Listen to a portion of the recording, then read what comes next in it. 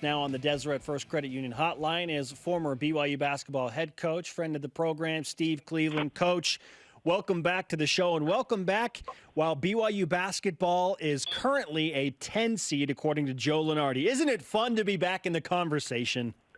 Yeah, absolutely. This has been a fun team to watch play, and they've earned that. I mean, they've had big wins, and when you watch them, you can watch teams and go, you know what, that looks like an NCAA team. And so they've done a lot of good things up to this point. There's still work to be done. But, yeah, it's fun to see them being talked about nationally.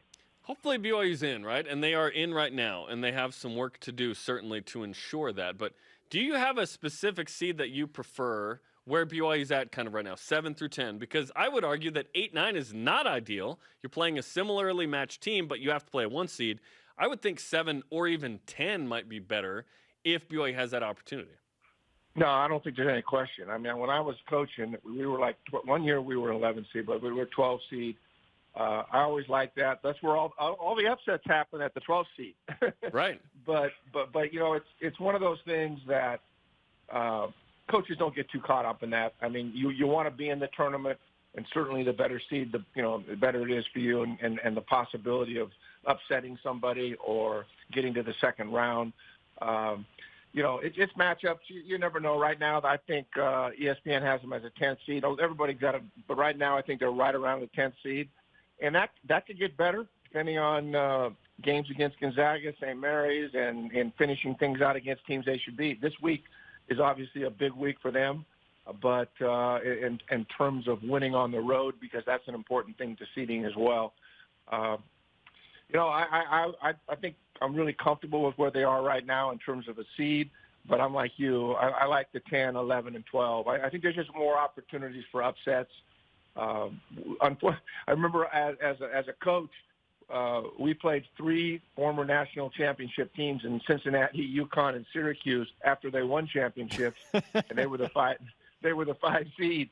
But you know what? In 2 of those games, we had a chance in the last minute to win. So the 12-5, I've kind of because that was my experience. I know there's opportunities for upsets, but anything better would be saved. It's just going to be evidence that they really had a good year, and there's a lot of respect for BYU's program right now nationally. Steve Cleveland, former BYU basketball head coach, BYU basketball analyst with us on BYU Sports Nation.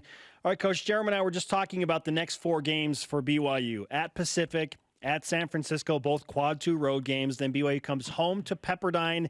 And, of course, on February 1st, a much-anticipated home showdown with St. Mary's in the rematch there. Does BYU need to go 4-0 in the next 4 to feel comfortable about ensuring their at-large tournament chances?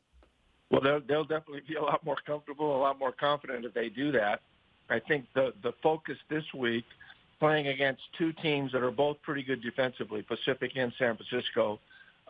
In Pacific especially, where BYU has gone there and kind of had a hiccup or 2, but Pacific matches up with BYU in that they've got big guards. They're all 6'4", 6'5". Tripp is a guy that can kind of go off on you and is capable of scoring, as he did against St. Mary's in that quadruple overtime win. That's kind of a scary place to go in terms of Pacific College, because it's one of those things where they've won a lot of games. They had a soft preseason schedule, but they're way more confident than any other UOP teams BYU has played in the last 3 or 4 years. And winning at Pepperdine and Portland may not seem like a big deal, but anytime you've got a program that you're trying to finally turn the corner and they win on the road, that means they've got some confidence. They've got some upperclassmen guards that much like BYU does. And they beat St. Mary's in 4 overtimes. So this is a dangerous team. And if BYU goes in there and plays well and wins there, that trip to San Francisco is going to be much, much easier. But San Francisco's not the same team they were last year, but they do present a few issues with size. I mean, they've got 6'10", 6'11", 6'8", 6'7". They've got size, and at home, you can score easy baskets on misses. So they have to be ready. I mean, this coaching staff knows that both Pacific and USF, if they don't come ready and prepared to play, that they can lose at these places. And in teams that have proven that they can win big games in the preseason as well as conference play. So it would be great if they could go 2-0 here. even a 1-1, if you split this trip, I don't think it's going to hurt their NCAA seeding. Yeah, they'd still be in. They'd just be slipping towards kind of the sitting on the fence area, right? Yoeli Childs has been out with the compound dislocation of his finger. It's healing. He warmed up and shot at Gonzaga. Some thought maybe he'd play. He did not. Do you think BYU can get through this week without him and then try and get him back for, say, St. Mary's? Well, they're going to get through it either way, with or without him. But I do believe that it'd be a lot better if he was playing, and I'm sure the coaching staff would like that. Certainly, Kobe Lee has done some good things in terms of filling in and relocating from in the post play to his little jump hook. He's an intangible guy, great effort, great toughness, those kinds of things. But he plays a big role there. But I think that not having Yoeli, it puts a little more pressure on the guards.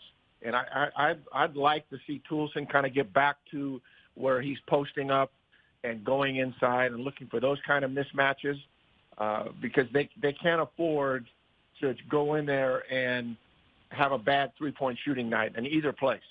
And without Yoeli, without that 20-a-night guy knowing you're going to get that, it does put more pressure on the guards. But, hey, they've done a lot of good things without Yoeli. So this is a really confident group.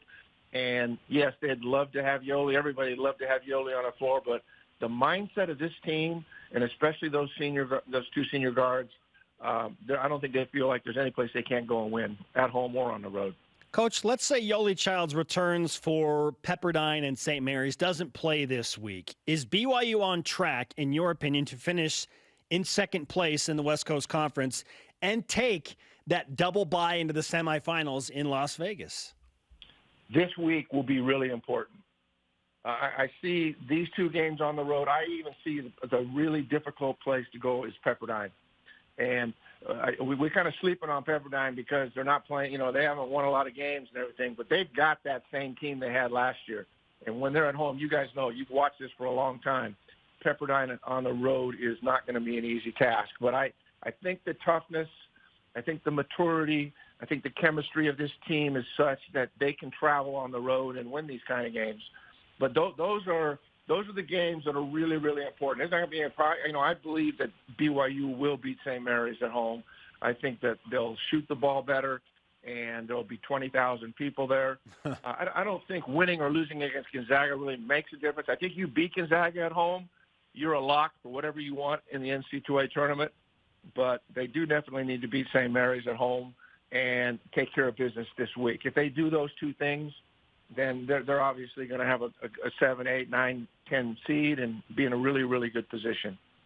It's been fun to see Andy Reid get to the Super Bowl. A lot of former players and coaches, right, with him, fellow NFL guys, excited for him. I wanted to ask you about your relationship when you were the men's basketball coach at BYU with the football coach here. You had Lavelle Edwards for several years. You then had Gary Croton. What was it like in terms of interacting and cheering on the other guy in their sport? That was one of the things I'd never really experienced. I mean, I'd been to a couple of games where I traveled and watched a football game at BYU, but getting a chance to know Lavelle and his wife and to have them kind of reach out to Kip and I and talk. We didn't really talk about the sports and the teams and those kind of things. We just talked about finding a balance in our life and our family.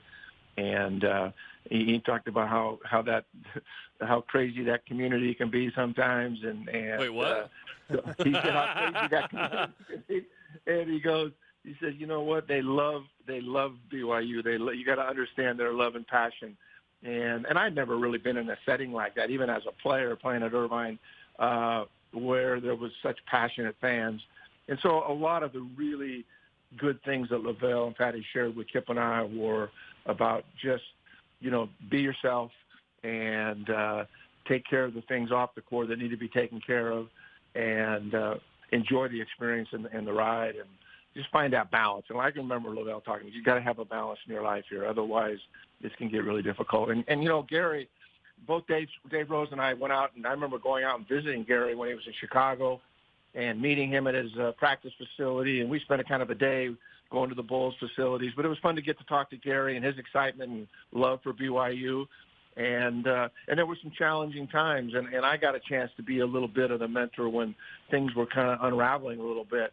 And And I think our staff had been there long enough and had kind of seen how this could be done. And so I always kind of felt a connection to Gary and some of the things, some of the challenges that he faced. But both great people, good people, and you always pull them for them. By the way, that trip to Chicago was a pretty good one. Dave and I went to the practice facility, but that night we got a chance to watch Sammy Sosa play against the Cubs and check a little bit of White Sox action. So it was a full day of sports, but I didn't want to leave Chicago without watching Sammy Sosa in batting practice. And he hit about 8 or 9 outs, so it was worth the trip. But that was a fun trip for Dave and I. And luckily, it wasn't on steroids. Oh wait, he probably was. Steve Cleveland with us on BYU Sports Nation. Coach, you brought up your alma mater, UC Irvine, in that last comment. BYU volleyball plays at UC Irvine Wednesday and Friday. Yes, Do you Steve. have conflicting feelings about this matchup? No. First of all, I don't know anything. I mean, I know UCI has a good volleyball program, but I don't have any connections to that program. But I do have connections to BYU. My favorite experience at BYU was going to the volleyball games, and there was more energy and excitement there. But I loved UCI. It was perfect for me. It's perfect for my wife. And Newport Beach in that area has become really a part of our family and extended family's lives because we go down there every summer. So I love UCI, and I love their hoops team. They're doing some good things as well. But I got no connection to the volleyball team. So I hope that BYU continues to play at the elite level they are. But that maybe is the best fan experience at BYU. Not taking anything away from basketball or football, but in terms of just a sure fan experience, volleyball has kind of nailed that thing. And you were here in '99 when BYU had its best team and won the Natty, the first one. Exactly. And it was incredible. I'd never seen anything like that. And it's just so fan-friendly for the students. And it's continued to be that fact. When I was back a year or so ago, we went to a volleyball match with some friends, and it was fantastic. So they've got special things going on with men's and women's volleyball there. So always fun to see that. So, Coach, great to catch up with you. Here's to a BYU road sweep in volleyball and in basketball. Yeah, that would, I'll tell you what, for the hoops team, that would be a huge thing in terms of still playing for a conference championship and still playing for meaningful games in the NCAA tournament. I mean, it keeps them in the mix. And you're right, getting that double bye would be a really, really good thing for BYU and for everybody that supports them. You bet.